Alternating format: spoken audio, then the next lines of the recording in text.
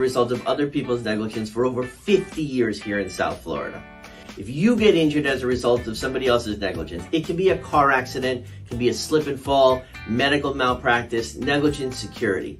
If somebody else's negligence caused an injury to either you or one of your loved ones, give us a call. Our phone number is on our page, our website is on our page, and our email addresses are on our page. Please give us a call for a free consultation. We'd love to help you. Let Zach and I protect your rights. Hello, everybody.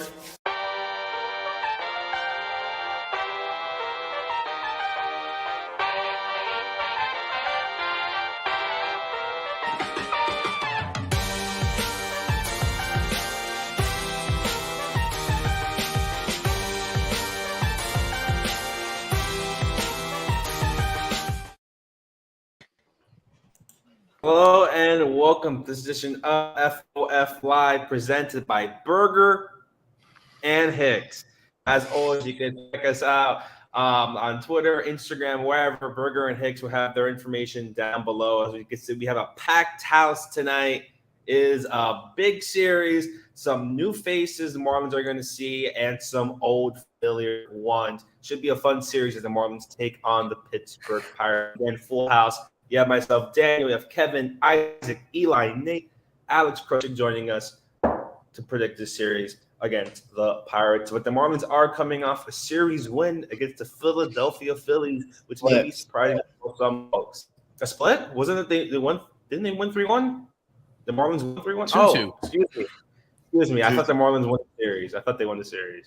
But it felt like it, the way that Edward Cabrera pitched that last game. Kevin, Edward Cabrera, 7 innings, pitched very well, maybe showcased to himself to people that maybe he shouldn't be in the bullpen. Yeah, Edward was pretty good, but now I'm frozen. I will let Krutchik talk about it more because, to be honest with you, I did not watch that game, but Krutchik was there. So he is the right guy to ask. Hey, guys, I was there, but I also didn't watch the game. Edward Cabrera looked great the first time through, and I thought to myself, that's all well and good. Let's see how he does the second and third time through. And, other than a mistake pitch to Bryce Harper that should have been a home run, I'm surprised it wasn't even reviewed. Other than that, he did pretty well. Second time through, I don't have the exact stats up right now, but second time through, he was almost perfect. He carried a no-hitter into the 6th inning. Only allowed one walk, which is also huge. Skip alluded to it earlier in the year, but those games where he gives up 1 walk and then doesn't allow any more are sometimes more impressive than the ones where he gives up 0 walks, because that's sometimes where he starts to spiral, and he didn't spiral yesterday. So I thought that it was great to see him go through the Phillies lineup of all lineups multiple times and look pretty good through it the whole way through and not spiral after giving up the walk to Kyle Schwarber. So I thought it was very impressive and very promising. And the encouraging part is, too, he struggled against that Phillies lineup in Citizens Bank. So, able to come here and definitely bounce back. And then in that same game, you had the Norby, the 2 home run game from Norby and Griffin Conine as well. I mean, that you couldn't have asked for a better game that final game. And even Saturday, too, where they had those 9 runs. Yeah, it's one of the best things about this iteration of this Marlins team. I remember, earlier in the year, I was thinking, the worst thing about how bad they are is it's a bunch of guys that are about to get traded, so there's not even a whole lot of great storylines. Yesterday afternoon, you've got guys that are, in theory, supposed to be part of this future. Connor Norby, Griffin Conine, Javier Sanoa, Otto Lopez. I know I'm forgetting a name right now off the top of my head, but it was guys that are going to be here next year and are going to compete to break the opening day roster. So to see a glimpse of what the future could look like was awesome to see. And there's definitely a lot of guys too that are trying to break that roster, as you're kind of mentioning. They know they're playing for a spot for next season, so trying to definitely make the best impression possible, and that's kind of where Conine falls, and even Sanoho to a certain extent. You don't know if he's a lock now, maybe more than a week ago, but it's a guy who not even in the lineup today, but showed a lot definitely in his first couple of games. Yeah, it is quite fun to watch, especially the Norby stuff. It really is impressing me a ton. But I hear you to caution that it is September, remember. And I think, courtesy of Lewis, the Marlins handed Seth Johnson their worst game score ever for a Philly starter in his debut. But still impressive by Miami's offense. But remember, September numbers always skew a little bit either way. So that's why I'm not getting too excited yet. Thankfully for Norby, he's been doing this since mid-August. So there's encouraging. It's encouraging. Yeah, the consistency with Norby is insane. To have hits in 17 out of 18 games and have a lot of those be extra base hits, and for him to show power to all fields. At this point, we've now seen him hit homers to left center, to dead center, to right center, all the way down the right field line. That was the one aspect of the game that I think very few people saw coming, saw translating, especially he's doing almost all those at Lone Depot Park as well, not just with any ballpark. It's that power component really does raise his ceiling significantly. I think the only knock on him at this point is his defense, where he made another error. That one error on Sunday was one that went right through his legs. Coincidence or not, he's DHing tonight. There's still a question about exactly where you put him defensively and if he can actually provide some sort of even average value at one of those spots. If he does, then that's a very valuable all-around player. Even in his current state, it goes without saying that he's been super valuable overall and has all the makings of being their number 2 hitter in their lineup for a long time. I think it's also pretty important to point out that these past 2 games were after the absolute massacres that took place on Thursday and Friday, especially Friday's game when they let up 22 hits. I mean, I feel bad for Austin Kitchen. Hopefully he figures it out in Seattle, but maybe it's for the best. But you guys mentioned it, the way that those young guys really, meshing together in this lineup, Sanoha, Edwards, Conine, all those guys really playing with each other. And yesterday was so much fun to watch, even though NFL was on. But I mean, the Marlins were keeping everyone on their heels, just the way they were able to, keep pushing guys in, especially from the top of that order. So definitely very interesting to see. And like Kevin said, these guys are fighting for a spot next year, and see them all come together as a team. It's very, very fun to watch. Yeah, and then obviously with Norby, you guys were kind of talking about just how good he's been. The exit velos are still pretty. He's outperforming the underlying numbers, which is something that not many of us thought he would be able to do, but he's done it. I mean, the exit velos are. I think this is something that a big reason why Arm kind of put him lower, actually very low on his list. Those underlying numbers, the fringe exit velos. He's shown that stuff, which is, to Arm's credit. I mean, he has been right, but.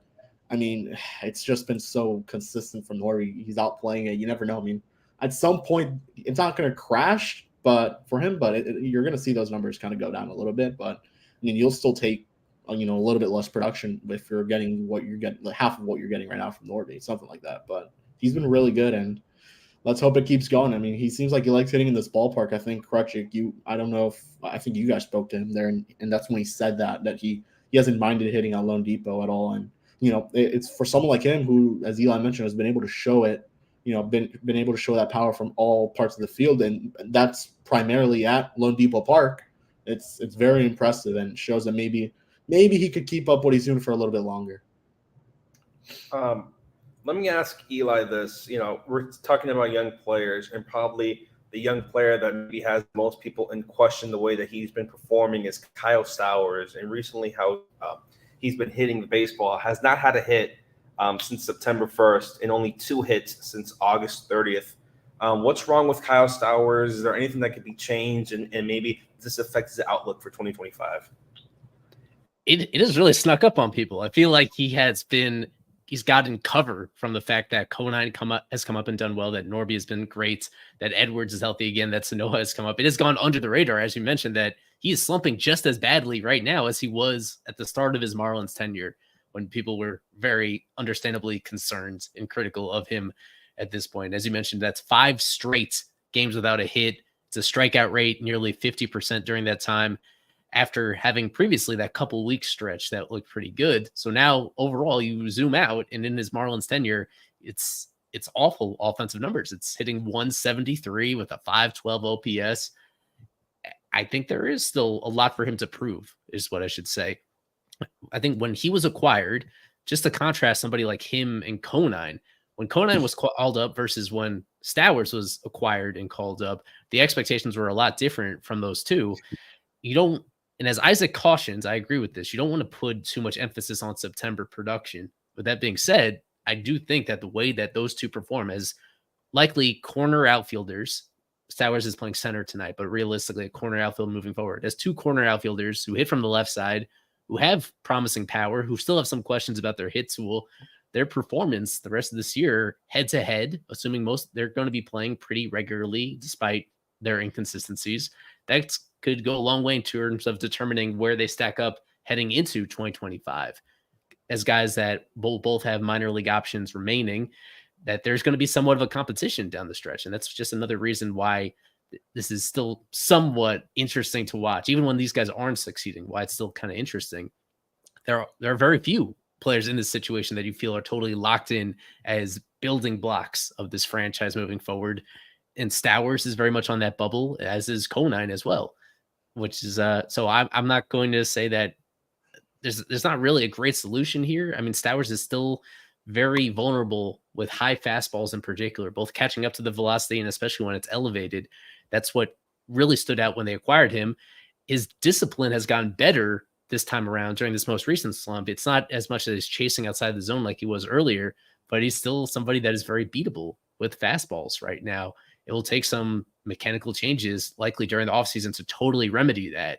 He showed the previous couple weeks that there are temporary fixes. He's still capable and talented enough to go on hot streaks right there. Overall, there's going to be a lot for him to address this offseason in order to forget like an everyday player, but just to ensure that he's a major leaguer on any sort of semi-permanent basis. There's going to have to be some mechanical adjustments from Stowers. Yeah, and you know, on that end, the way that he's been performing as well. We can go on the other end of that spectrum. Nate, talk to us a little bit about Griffin Conine, the way he's been performing as well. We talked about Stowers, and it seems like Conine's maybe on the other end on the way that he's been adjusting to Major League Baseball. Yeah, I touched on it last time. I was definitely on the pessimistic side about Griffin, especially the way that he could, we know his K percentage in the past been a little high. He's definitely been more of a 3-true outcome guy, but the way you said it, Daniel, he's been really adjusting very well to the big league level. Like I said last time, starting his career in course, it really, got his confidence up a little bit, and he's really just kept on hitting, especially in the middle of this lineup. His exit velocity has been extremely impressive. Of course, his first home run, but just his ability to, he's still definitely vulnerable to the strikeout, but when he gets his pitches to hit, he's roping them a lot of extra base hits from Griffin. And it doesn't look like he's slowing down either. Of course, like as mentioned, you want to hold off on the September numbers, but I mean, it's hard not to get too excited about this guy. I mean, I know he's a little bit older, but just the way he's been able to, drive the ball not only to, the power gap in right center, but also to the opposite field. I've been extremely impressed by him. Also, defensively, can we talk about that throw? I know we didn't throw him out. I forgot, was it Garrett Stubbs running from third? I mean, almost from the warning track. That was an absolute rocket from Griffin Conine. One of the most impressive throws I've seen in a long time. So just pretty much everything on the baseball field, Griffin Conine is doing very well. Of course, he had that really cool first pitch as well. So bringing people out to the ballpark, and he's going to keep showing out. I'm definitely excited to see what he has in store. Yeah, just a little bit lower from what he was doing this year at AAA. But I mean, you'll still take anything over. Obviously, it's small sample size, but Nate, you said it. He's been really good. Definitely taking that hit over home run, mentality and definitely using it.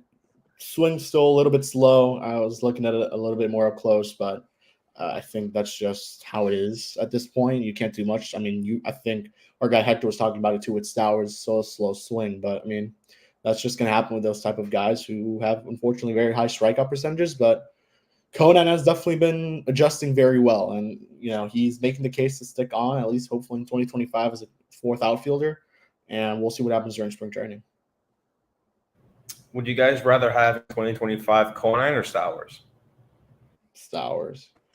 You definitely unfortunately go with Stowers there. Yeah. We can reassess after September, but I think even then it's going to be hard for Conine to totally close that gap in this small sample, just given all the noise that can come into our evaluations this time of year. Yeah, they're not so different in age either. They're both pretty old. They're both in their late 20s already. So I thought Stowers was a little bit younger. I did think he was a little, yeah. Okay. He's 20. He's my age. Ew. Geez, 40 something. No, I'm joking. He's older than me. He's 6 months older, actually. Let's continue really quickly with that Phillies series. We did have a debut, Javier Sanoja, getting his debut, getting some hits there. Evan, you've I don't want to say study, but you've been tracking all of his minor league stuff, the way that he's been flying through the organization to now getting his opportunity to play Major League Baseball. What did you see from him in Major League Baseball, and is what he did in the minors transitioning, or do you think it will transition to the majors? I mean, I think we saw it early on that I think it definitely will, and the big ballpark certainly helps a little bit just to get into those gaps, allows them to maybe stretch what could be a double to a triple or even a single to a double with his speed. And he plays two premium positions that, unfortunately, the Marlins don't have the greatest defensive production from. I mean, Xavier Edwards, Skip has noted multiple times that it's been a very pleasant surprise, but unfortunately, I just don't see him sticking there at short. I think his value will definitely consists of him being a second baseman, and you could even put Sanoja at short, depending what you want to do at center field there. But he looked really good. He has a very low strikeout percentage at the AAA level. Is the lowest in the International League, which I believe was just under 5%, something like that. It was very crazy, but he has very good speed. He is a very smart baseball player. He's going to be a guy who you could use late in the game at the moment. I mean, this is a very good baseball player for what he provides, obviously. And I don't think any of us would have put on our bingo cards that Javier Sanoja would be called up this season, just seeing where he started the season, I believe, which was in high A or even in double A. Didn't spend too much time at either spot, and then goes to triple A because of the Jose Devers injury, which he starts raking, and you got to keep him up there. You can't just put him back down after that. And everyone probably would have assumed that he would stick at AAA, then compete for a roster spot come 2025. But he's been really good, and he really deserved this. So congratulations to Javier Sanoja, and he's going to stick up here for the remainder of the season, I would assume. Yeah, what an aggressive year for Sanoja, because I thought it was a little bit of a shocking one that he was invited to big league camp. Completely shocked that he made it to that he started the year at AAA, and I'm honestly very surprised that he's getting his big league chance. But I think that, wow, he really did impress me, obviously, in that one game. But that hit tool he didn't look uncomfortable at all at the plate, which was awesome. And you're not going to get the high exit velos. You're not going to get the home runs, obviously. But yeah, but even opposite who plays a brand of baseball, that's very fun to watch. Yeah, but he's got a little bit of sneaky power, right? He does. Like he had a single that was 105. Right, yeah, that single left field right now, yeah. And right center field gap is not easy to get to on the fly, so that was little man's got pop. Well, so what sticks out here? This is from the StatCast measurements that we had at Jacksonville. Not a single ball that was barreled, that seems counterintuitive that he hit home runs but didn't barrel them. For people that follow the minors very closely, in Jacksonville, down both of the foul lines, both left and right, very home run friendly. At the same time, there's somewhat of a skill involved with that, where he's never going to hit a home run to dead center field. I promise you that he could play in Miami for 15 years. It's never going to hit a home run that's 400 plus feet to dead center. If he's going to hit for some semblance of power, it's going to be about hitting fly balls and pulling fly balls. He's shown a few of those this year in order to intrigue me and raise my evaluation of him a little bit, because I entered this year really skeptical. We barely had him in our top 30 entering the season when the farm system as a whole was still pretty narrow. There needs to be some sort of extra base hit element in order for you to reasonably project this guy to have a chance at being an everyday player or something close to it. And he's shown enough of that with his ability to go foul line to foul line and then let his speed take over that I'm optimistic. The contact skill is off the charts, and I just cannot think of many examples where his strikeout rate has gone down as he has climbed up this system. It was already super low at the lower levels, but for it to be lower than ever with him at AAA, for it to be the lowest strikeout rate of anybody at the AAA level this season surpasses any expectations you could possibly have. And he's still so young. He's still 22 years old. He just turned 22 years old. So the physical projection, there's not a whole lot there for somebody that's so small. He is the shortest position player in Marlins history at 5'7". That frame is not going to give you a whole lot. It's going to be about his skill level and his approach at the plate. In the minors, still too many ground balls for me to be super optimistic about him as a batting title contender. The defenders he's facing in the majors are going to be better. More of those ground balls are going to turn to outs. It's going to be about him finding more consistent line drive contact moving forward. It's still just a really exciting development. Just to be clear, this guy is a homegrown Marlins player. He was signed by the Marlins for less than $100,000 in 2019 out of Venezuela. there have been so few guys that have been signed, developed, come to the majors as hitters in this Marlins history, in this recent history, I should say. It's him and it's Nick Fortes, and that's it. If you look at this current roster, those are the only guys on the hitting side that were fully developed from the very beginning and brought through. Fortes has had his ups and downs. I think Sanoa, the ceiling is a little bit higher just because of how supernatural his contact ability is. And then you'll add another one with Victor Mesa Jr. whenever he cracks the roster at some point next year. He would have been up here had the injury not happened, but you'll have another homegrown. Little by little, the organization is going to keep calling those guys up. Joe Mack, Will Banfield, we'll throw in there. They'll have their fair share of guys. So it's encouraging to see, definitely from a development standpoint, to see the homegrowns come. Well, I do want to touch on this quickly, that I was very skeptical of Edwards as well and how much of his AAA game is going to translate to the majors. And so far, he has exceeded those expectations as well. It goes without saying that he's been great. And he looks, if not a shortstop, then somebody that could be a viable everyday second baseman for the foreseeable future.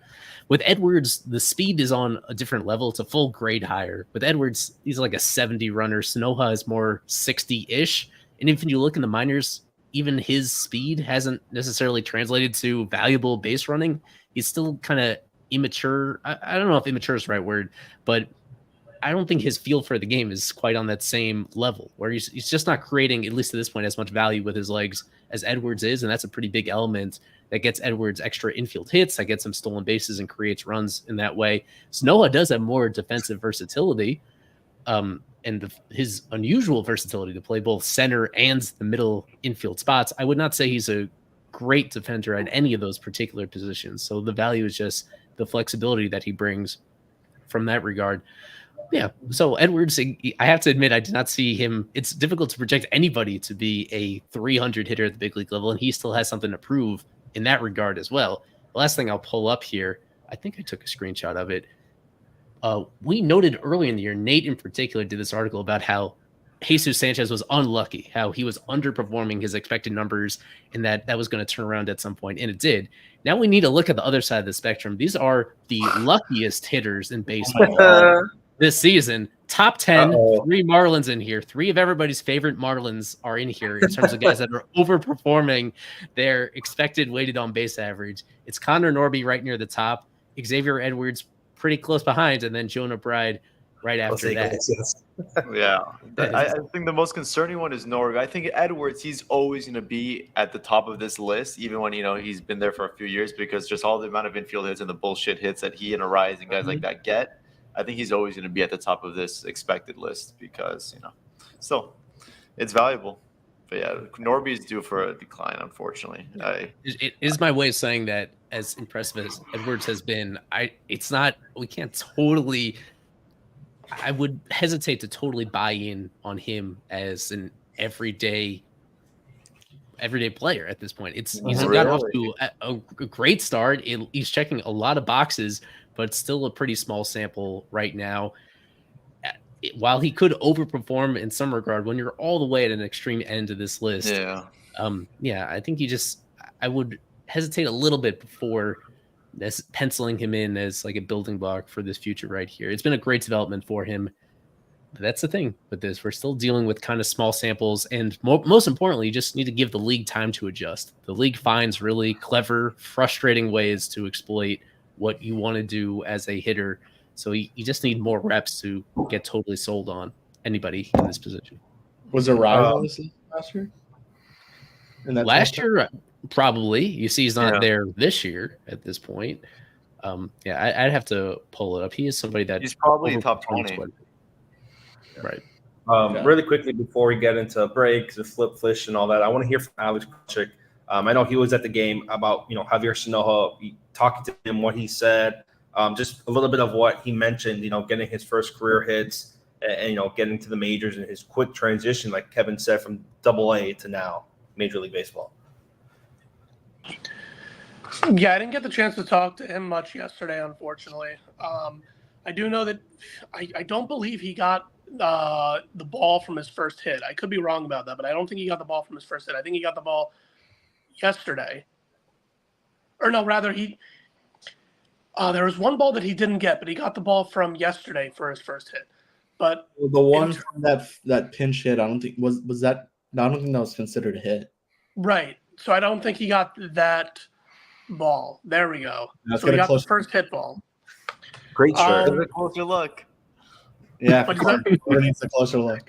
To answer your question, Daniel, the day he was called up to the taxi squad, I was there, and yeah, he did reference that it was extremely quick for him. He was super, super surprised. He credited the winter ball play that he had as a big help for him. But yeah, he said, a lot of the veterans helped him out a lot. And in Jacksonville, that the coaching staff really, really was beneficial to him, not seeing this as such an aggressive promotion. Just he's been playing baseball since he was 4, et cetera, all the normal things that these rookies usually say. Love it. Let's get to a fish in our break. Well, let's do a little break early because I know we have a lot to discuss. We have DLC, Paul Skenes. I know really want to get into that Pittsburgh series. Isaac, Eli, Flip Fish. Let's see what we have in the difficulty meter today. Let's see what you got for me. This one, I have it as a 4 out of 10. A former Marlins and Pirates player. As always, we pick a player who's been part of their major league career with both the Marlins and their opposing team. Going with a starting pitcher for this one, who played for both of these franchises. A right-handed pitcher, 6'4", a pretty substantial career, as you see right here. 29 career WAR between 99 and 2015. Pitched in the big leagues, around a 4 ERA, 2,500 strikeouts. Right there. Played for both of these franchises. And I guess a small hint, he spent multiple years with both of these franchises. We'll go to our break to mull it over, to the reveal on the other side, and get to the rest of the show here on FOF Live. Stick with us. We have been representing people injured as a result of other people's negligence for over 50 years here in South Florida. If you get injured as a result of somebody else's negligence, it can be a car accident, it can be a slip and fall, medical malpractice, negligent security. If somebody else's negligence caused an injury to either you or one of your loved ones, give us a call. Our phone number is on our page, our website is on our page, and our email addresses are on our page. Please give us a call for a free consultation. We'd love to help you. Let Zach and I protect your rights.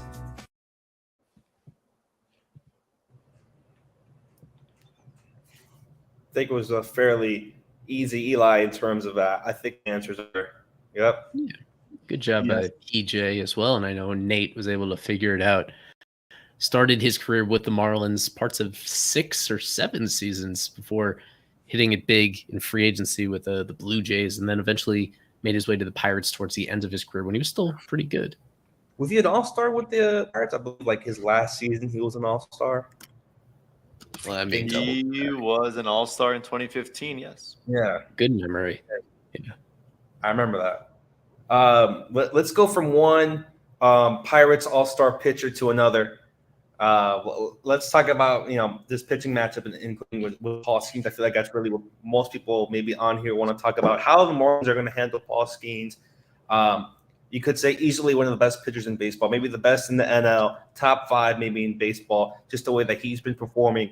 You talk about flying through the farm system. Last year, he was pitching in the College World Series, getting first overall pick, signing a huge signing bonus to now being all-star starter, all-star. It seems like he's on the face of every television, magazine, whatnot. Paul Skenes. Eli, talk to us about him and him being if maybe the toughest pitcher the Marlins are going to have to face this year. Can't believe we're not talking about Valente Beozo first, but anyways. Skenes have another power for that.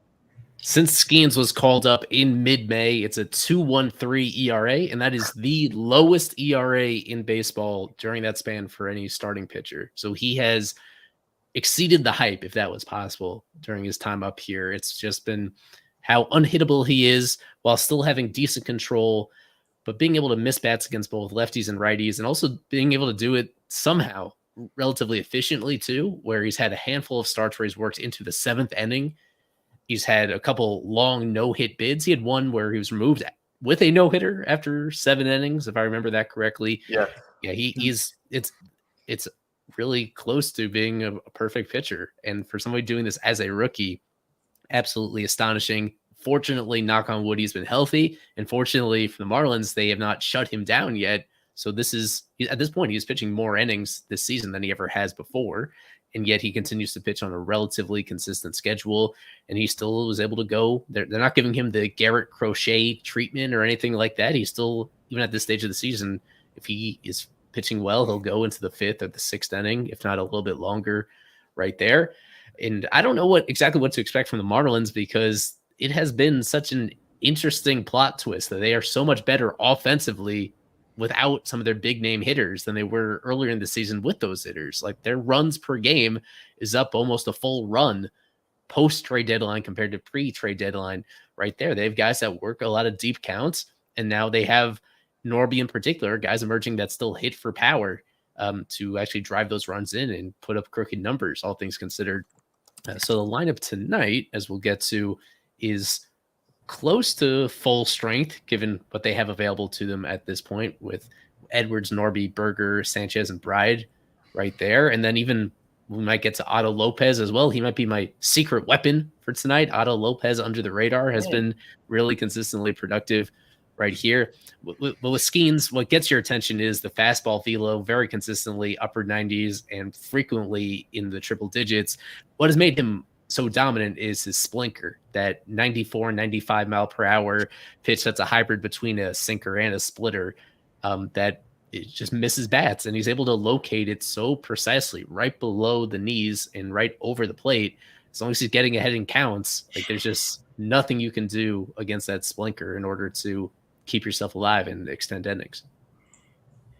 That guy's a stud, and the Marlins are going to see him opening day 2025 most likely against Sandy. And I mean, yeah, that guy is something. I mean, he may throw a no hitter tonight. Just how good that guy is, and yeah, this Not me pitching. It's literally all red. I mean, it's impressive what that guy does. He throws. I think I was seeing it 1, 2, 3, 4, 5, 6 different pitches. I mean, he's very, very good. I wonder if the Pirates will let him pitch for Team USA in the World Baseball Classic. Well, that's like in a couple of years. Yeah, I'm very excited to watch this firsthand. I did watch his first couple starts in the big leagues, and yeah, like Eli said, from May to July, late July, he was putting out some of the best numbers a rookie right-hander has put since like 2013 Jose Fernandez. He has been nothing short of phenomenal. Obviously, he did run into a little bit of a clunker spread here from early August to late August. He did struggle with command a tiny bit, but his last outing he was really phenomenal against the Chicago Cubs in Wrigley Field. So it seems like he has gotten over that hump when the league adjusted to him. But yeah, the only thing is, like, he had such good command early on, and that sort of went away a little bit lately. But we'll see how he does against Miami. Yeah, that's the one thing I was noticing. I mean, you mentioned that last start. He walked 4, and then not too long ago either against Seattle, he walked 4 as well. So maybe that high velo was kind of hurting him a little bit. But I mean, aside from that, between those two starts, he only walked 1 each. So I mean, we'll see. I think you'll get a very, very good Paul Skenes no matter what.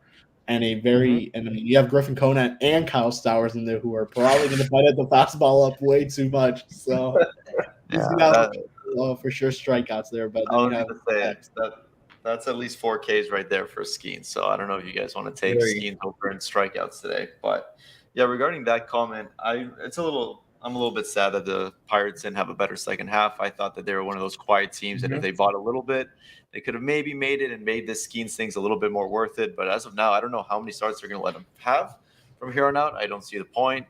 We saw the Marlins shut Jose down in 2013. I think September 11th was his last start. So this is the Pirates that will be. I'm sorry? 20th start. This will be 20th start tonight. So I don't know. Right. Interesting. I think if you're the Pirates fans, may act like this might be your last. And I think Lewis was noting this, that him and Jose in that year had very similar seasons. I would have to talk to Lewis about that, but I think Lewis is either going to work on an article about this or something that he'll dive into it. But they had very similar rookie years. Off the top of my head, was Jose's ERA in 2013 not 2.13 as well? No, right? It was a little higher. It was like 2.5 something. No. Yeah. Oh, you're right. I was thinking of Alex, talk to us a little bit about Paul Skenes. Just, your maybe opinion in terms of having someone like that pitch I don't want to say meaningless innings No. to the point where they're not maybe pitching to a wild card spot, and maybe his ability, the way that we've seen it, where pitchers are getting hurt, especially how hard they throw, and Skenes throwing maybe the hardest of them all. So I'll give the disclaimer that I really don't know what the answer is, and no one really knows what the answer is in regards to keeping pitchers safe. But I kind of like that they're giving him these innings now, because it'll be nice that if they're competing next year, you can draw back on this season and say, okay, it's 2025. This is not the most that Skenes has thrown. He threw a similar workload last year. Remember the situation that that the Marlins were getting into last year, where like more than half of their staff was throwing more innings than they ever had in the middle of the playoff run. And there was an elephant in the room of, okay, well, what's going to happen to these guys now? So it's nice that Skenes is getting this workload now, and that he can look back on it next year when hopefully they're in a playoff hunt, because that is a very fun city when baseball's good. As for Paul Skenes himself, Eli touched on it when we first brought him up. But yeah, since May 11th, he's been one of the best pitchers, not just one of the best rookies. I don't want to turn this into a rookie of the year argument, but I feel like when you talk about how good Paul Skenes is, you can't even compare him to other rookies. You have to compare him to other pitchers, period. Like, he's up there in the leaderboards with the likes of Chris Sale. I don't think Paul Skenes is going to win the Cy Young, but I think that he will get votes because he's up there. Here, I got a list right here. He's third in strikeouts per 9 behind Chris Sale and Yusei Kikuchi. He's 6th overall in strikeouts for all pitchers since May 11th. He's 5th best in Fangraphs WAR, and he's just outside the top 10 in home runs per 9 innings. That's among all pitchers, not just rookies. He's genuinely very good. Like, I forget that he is just a rookie, and he hasn't even been here for a full season. He's only been pitching for 4 months. It's incredible. The Marlins are screwed tonight. Yeah, the best way to prepare for this is just make sure everyone is rested and ready for Tuesday and Wednesday. I would have liked to see Sanoja, because Skip pre-game of the game that Sanoja was brought up to the taxi squad before he was selected, he did mention, like, he's going to get a great test. I know it's September, but we're going to be facing teams that are in it, like the Phillies, like the Dodgers, like the Twins, like the Blue Jays. So he's going to be facing a lot of tough pitchers. And he mentioned they were lined up to face Paul Skenes. So I was surprised that he didn't put Sanoja in there against the tough right-hander. I would have liked to see that test for sure. And it's a guy who's worked the count too. But, in Sanoja, I mean, when you know what Skenes does, that you would at least have him and Edwards, who are somewhat of a decent bet to get on base. Did they face each other in the early year part of AAA season? I don't think Skenes ever faced Jacksonville, didn't he? No, they didn't. We would have remembered that. Snoha was there during that part, but yeah, so they never went head to head. And Skenes was only pitching like 3 innings at a time for most of those appearances early on. It was usually just one time through the lineup early on. And are we sure that Paul didn't throw on a pair of glasses and infiltrate our stream tonight and just host it? Are we sure that's not him in the top left? That's my idol. I think who I go with for Series MVP. It would be a disservice if I didn't even mention. Look at that. I think my mustache is better. His is like too thin. I know. I agree. agree. His It's not is weak. symmetrical. Yeah, it's not a. I choose the guy on the right any day of the week and twice on Sunday, bro. Paul Skenes, he's really good at throwing baseballs, but well, anyway. Well, I would love to have Paul Skenes live. I think he has the best life right now in any human being right now, at least past year. But we can continue on with Paul Skenes. I wanted to ask Nate, how would you prepare? Let's say you're Skip. What is the best preparation you would say for a guy like Paul Skenes? And with this lineup, just what do you think is maybe the best way to go about a guy like Paul Skenes, someone we haven't really seen in quite a while? Well, aside from probably just a pregame prayer, the best bet is honestly just to sit on the fastball, because he throws Ched with pretty much every pitch. Eli touched on the splinter, which is kind of similar to Edward Cabrera's changeup. I mean, it's high velocity, a pitch that's going to tail down to the zone, and he has a really good wipeout slider and good other offsuit pitches, like Kevin touched on. 6 pitches to prepare for. That guy's, essentially unhittable. I'm happy I'm not facing him tonight. But with contact guys like Xavier Evers at the top of the order, sit on the fastball. That's pretty much all you can do against a guy like this. Probably work the opposite field. And then, I'm not sure how quick he is at the plate, but if Edwards does it on base, you probably want to swipe second to get, any runs or any action on the board against this guy because he's pretty much a sideboard out there. Yeah. Yeah. I at least in high school, what they would do to prep you for someone that's just throwing an insane amount of, hard fastball, they literally just set the pitching machine a little bit closer than where the mound is and put it at like 105. That's the only way to prep for someone like Paul Skenes. It's probably different in the major leagues when everyone is basically throwing in the high 90s, but when there was someone special like this on the mound, they do something different. It doesn't concern you with Skenes that he's doing this and, all these innings and he's still hitting 100, 102, 103. Doesn't concern you guys in terms of maybe his fatigue, his arm, and for the future? That doesn't really concern you with Paul Skenes? I mean, yeah, but what else are you going to do? Yeah, exactly. I mean, there's concern, but you just got to let it ride. It's a shame. Yeah, what's concerning as well? The way Brian De La Cruz has been with the Pirates. And let's discuss that. Has not been great. I believe his OPS is in the 400-500s. Has not been the player the Pittsburgh Pirates hoped. They did trade for him at the deadline. As seemingly all gone wrong with Brian De La Cruz. Eli, the floor is yours. Wish we had our DLC expert, but Eli, you're going to have to do for us today. That DLC expert said Brian Reynolds is better, and is worse than DLC. So I don't know. Oh God! All right, now, Kevin. Now that they've combined forces, you would think the Pirates would be unstoppable, but such has not been the case, unfortunately. Yeah, this is a look at the splits right here with the Marlins and the Pirates. At the deadline, he was a tick below a league average hitter, but it was still somebody that had occasional pop right there. And despite the low on base skills, it was somebody that should have been, at least on a part-time basis, a pretty clear additive product for the Pirates this year and beyond.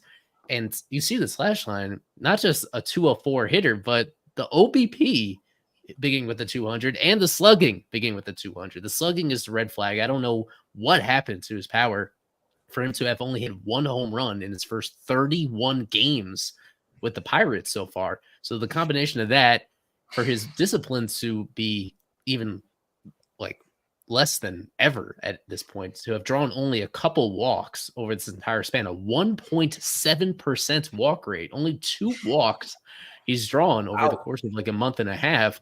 Like, the approach is just not there. And now naturally, gradually, he has lost playing time. He's gone from being somebody that was in their lineup on most days to a true part-time player. He's in there tonight against a righty. I would not expect him to start all 3 games of the series, just given the way that he's performing. This is a team that was still on the fringes of the playoff race when they acquired him, and now they're very clearly out of it at this point. They're in a pretty awkward situation because he is entering arbitration. That was one of the impetus for the Marlins to make that trade, is that he's finally due a pay raise next season because of his run production that he puts up. But when you combine that with his struggles defensively, like, how much is this somebody that you could actually replicate internally? And the Marlins, I think, have made a good decision, as it turns out, thinking that they would be able to replace him.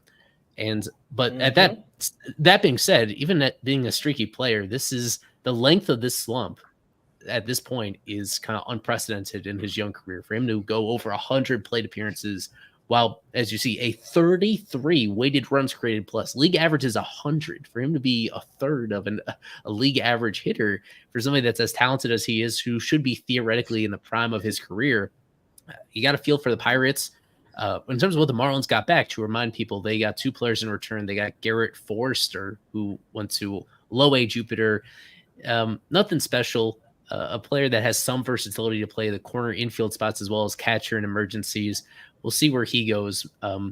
But he's more of a depth piece. And then they took a flyer, you could say a lottery ticket, on Jun Sak-shim, the Korean right-handed pitcher who was dealing with a shoulder injury at the time, who we think is back to full strength, but has not yet appeared in a minor league game as part of the Marlins organization.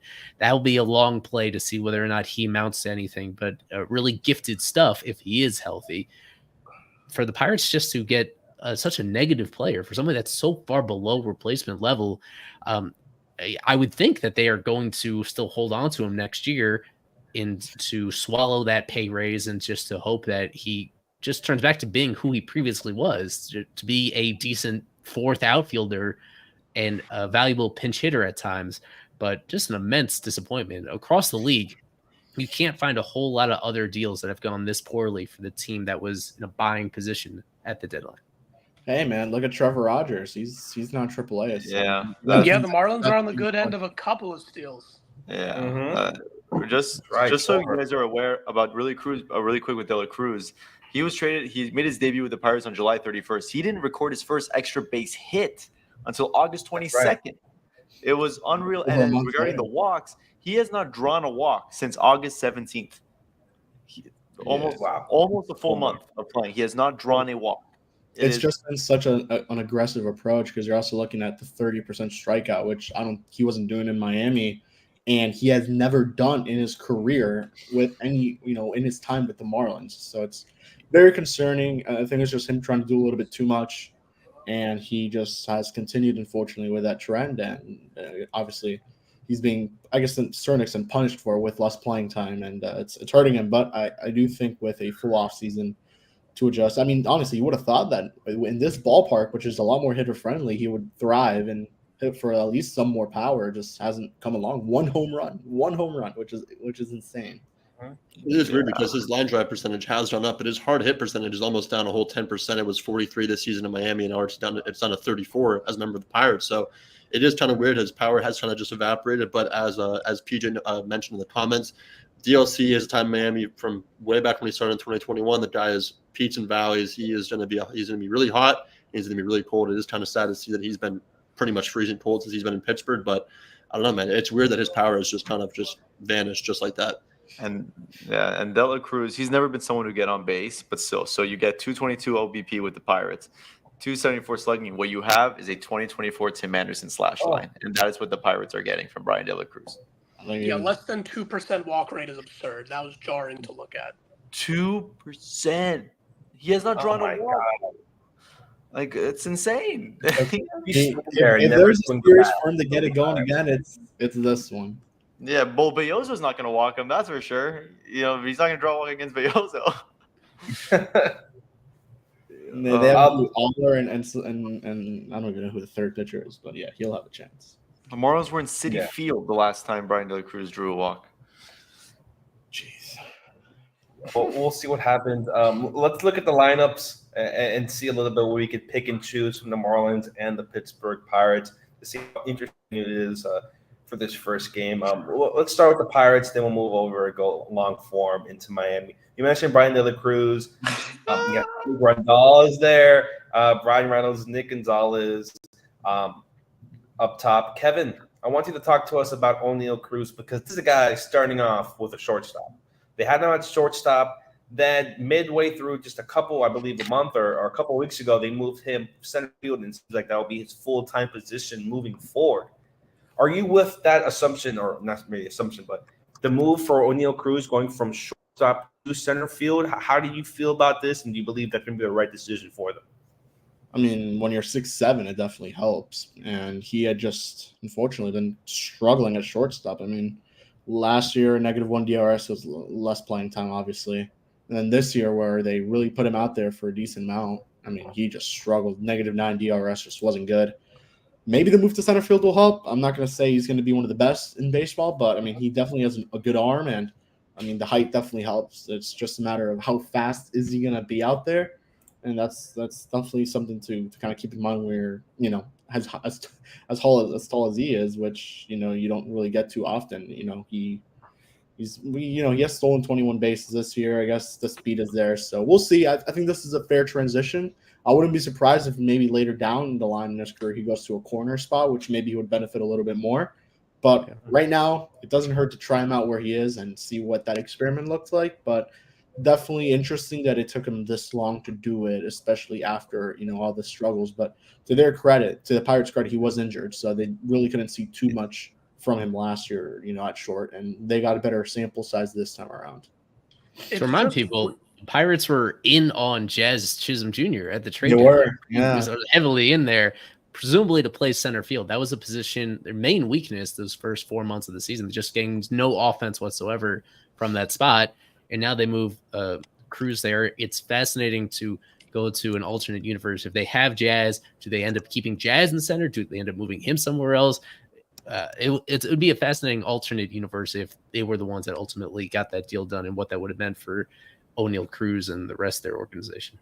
It's just weird timing because speaking of Jazz, like Jazz had not the entire offseason, but he had, I think, half an offseason and then all spring training to figure out how to play center field. And then in the middle of, I think they were still vaguely in the playoff race. In the middle of a playoff race, the Pirates decide that O'Neal Cruz is going to go play center field. Just very weird timing. And he's never played center field as a major leaguer. I don't know if he's ever played it in the minors, but just such weird timing. And when he was interviewed by the Pittsburgh media, it didn't seem like he was very, no pun intended, but jazzed to be playing center field. Like he didn't seem excited at all. It is weird though. I haven't seen him play center field yet, full disclosure, but just looking at Baseball Savant, he's got a +1 outs above average.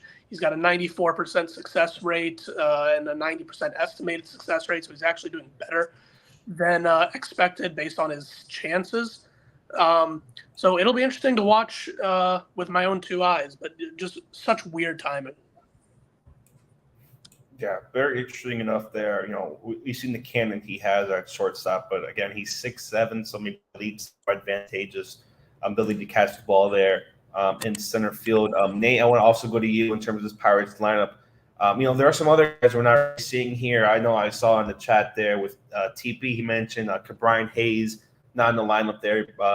One of the best defenders in baseball on third. But Nate, what else interests you in this lineup? I know we have Andrew McCutchen there, Tellez. What really catches your eye there on that Pirates lineup? Yeah, I mean, it's 2024, and Andrew McCutchen is still hitting cleanup for the Pittsburgh Pirates. I mean, he is truly ageless. He got hurt in the middle of August with a little bit of a knee injury, I believe. But even before that, and even coming back from that, he's hit 326 with, I think, 6 homers.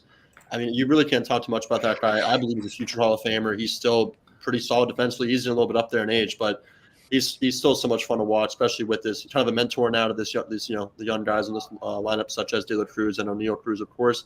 And Nick Gonzalez as well has been playing quietly pretty well in the past couple of weeks. So, you know, got some familiar faces, of course. You know, former future Marlin Brian Reynolds, who was, you know, of course, mocked to the Miami for a couple of years in around 2021, 2022. So familiar faces, and of course, Rowdy Tellez bringing the power. So interesting, but the main thing is really getting to Paul Skenes in the mound, which is the biggest challenge.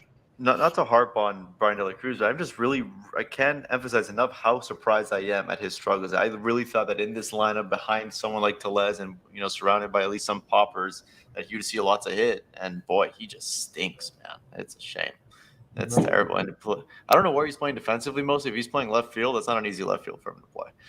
So. I mean, I don't think Tellez has been fantastic this year either, has he? No, he has not. No. But, No. you know, the little right you're looking at are like O'Neal Cruz and Andrew McCutchen. I wanted to ask Eli really quickly. You know, we see Yasmani Grandal, the catcher position. I was just looking at the catchers for the Pirates, and it just seems like every other day it's a different catch with Grandal, Henry Davis, and Joey Bart. Who you look at Joey Bart's numbers has been surprisingly very good for the Pirates. Eli, is there anything you can mention or talk to us about that catching position for the Pirates with Grandal, Bart, and maybe Henry Davis? Again, former first overall pick, has not been very well in the majors, whether you put him in the outfield or they have to put him back at catcher. It just seems like they're trying anything to get some value out of him. At this point, it's Bart's job. He has been, when he's been healthy this year, and he has missed some time due to injury, when he's been around, he's been mashing overall, more than enough to make up for everything else. He has an 849 OPS this season, and even though he's not in the lineup tonight, he should be for each of the, I would assume, the next 2 games of this series. Grandal just hanging around as a veteran at this point. I believe that Grandal has caught most of Skenes' starts, so that has been his main value at this stage of his career, is just being that wise veteran catcher who has good chemistry, is able to work things out. Let me just double check that to make sure I have that right. Skenes throwing to Yasmani Grandal. Yes, 17 out of his first 19 starts have been to Grandal, so that is not a coincidence at all. And with Henry Davis, he also has his injury issues, and he's injured again right now. I have no idea what his future is as a first overall pick, even not that long ago. Like he made it to the big leagues relatively quickly, even then there were concerns about his defense, and then the offense just did not translate whatsoever from what he was doing in the upper minors to the majors. Even this year in AAA, off the top of my head, I think it's an OPS north of 1,000 in AAA, and yet when he gets to the big leagues, it gets cut in half, where he's just not doing anything right. He's got good athleticism for the position, good raw power, but he is just getting picked apart. Like, his approach and his ability to recognize pitch types as a hitter is ironically not very good, and he's striking out way too much, not doing enough to make up for it.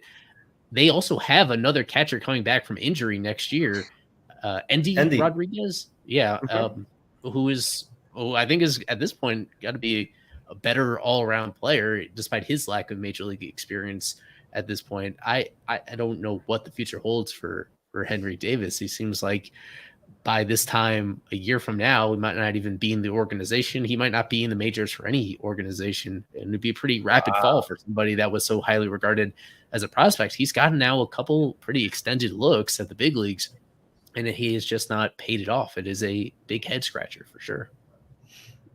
Yeah, very interesting there. Let's quickly look at the Marlins lineup, and then we can go into our predictions. I want to go to Isaac. Isaac, lineups, looking at this again, it just seems like we've seen this every time, but anything really comes out to you, anything that really goes into your brain and says, this is something I want to talk about? At this stage of the season in September, when the team is where it is, I think you start looking at these things as spring training lineups, and this is what we would call in April and March. They're a lineup, I think. This is exactly who you want to see, minus Sanoja, unfortunately, we mentioned earlier. But the way that Otto Lopez has been swinging the bat, I'll admittedly say he's been very, very good. And, with the defense at second base, he's earned it for now. And maybe they just didn't want to have a 6'4" right-hander pitching against the 5'7" Sanoja. Who knows? But, yeah, other than that, you love to see, the three outfielders there in Stowers, Conan, and Sanchi. Anytime that those two are in the lineup, I will be glued to the television because those are three guys that, are pretty certain to have 2025 roles with a big league team.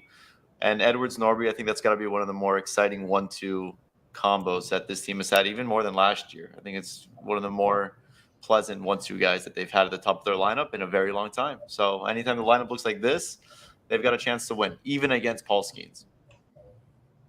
Yeah, against Paul Skenes there, Nate, I want to go to you before we get into predictions. Again, let's do a little bit on the pitching side, the starters. Out of these three games, who on maybe the starting side are you more looking forward to seeing for the Marlins? Adam Mahler, you have Belloso, we have a TBA there, but I'm pretty sure we might be able to find out. But it seems like maybe Belloso has been the apple of Marlins fans' eyes the last couple his time in the bigs. Yeah, I am intrigued to see if Adam Mahler can keep up this stretch of kind of impressive outings, but it's definitely Belloso.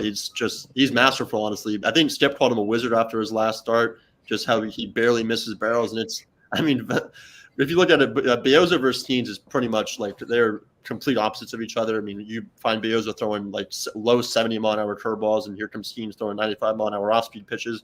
So if he can somehow keep this run going, it's not the strongest Pirates lineup, but if he can keep these guys in the yard, I'd be, fairly impressed once again.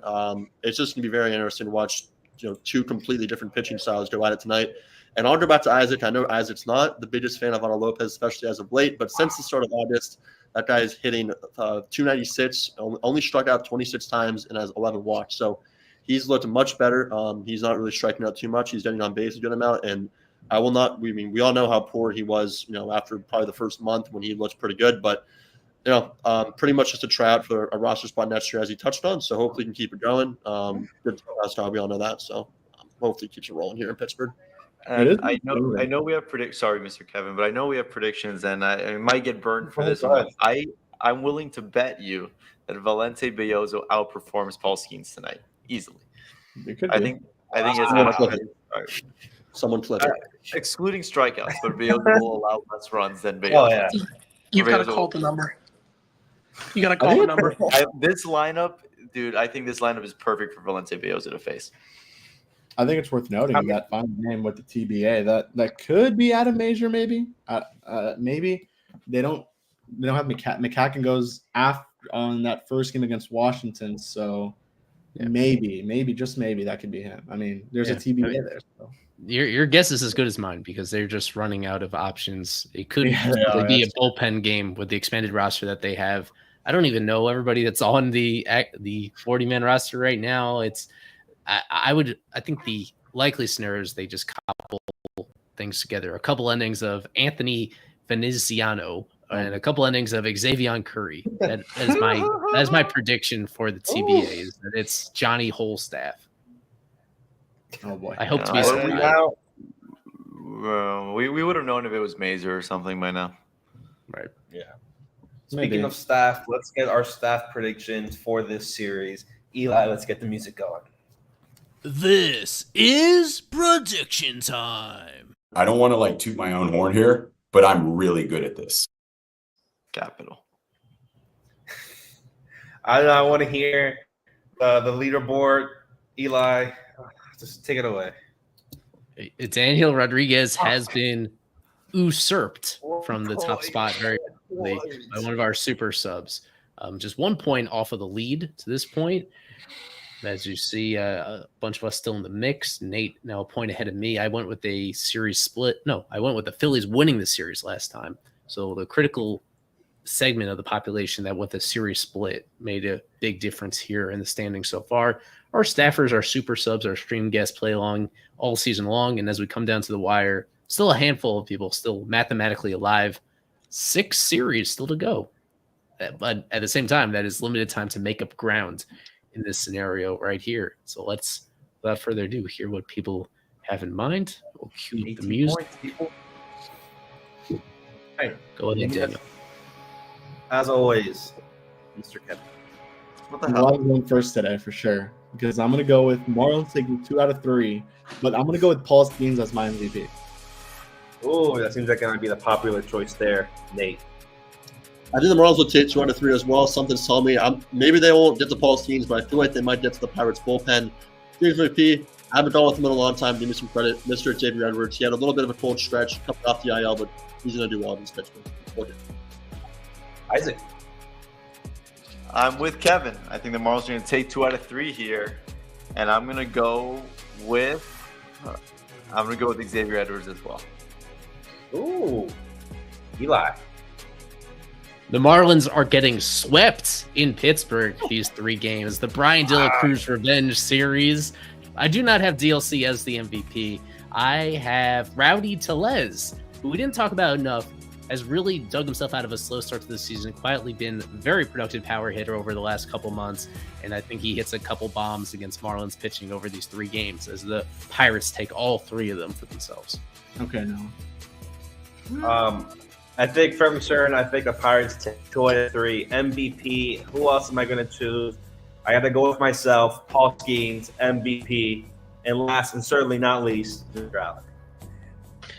I've got the Pirates taking 2 of 3, and similar to Eli, but not exactly like Eli, I think this is going to be Brian De La Cruz's get-right series. It seems like former players always do this to the Marlins, so I'm going to go with Brian De La Cruz, my MVP. Ooh, love it there. Lots of love. DLC, Paul Skenes. Let's see what happens. This is going to be FOFI presented by Berger and Hicks for myself, Daniel, Kevin, Eli, Nate, Isaac, Alex. This is FOF Live. Always go Fish. Have a wonderful evening. Let's go!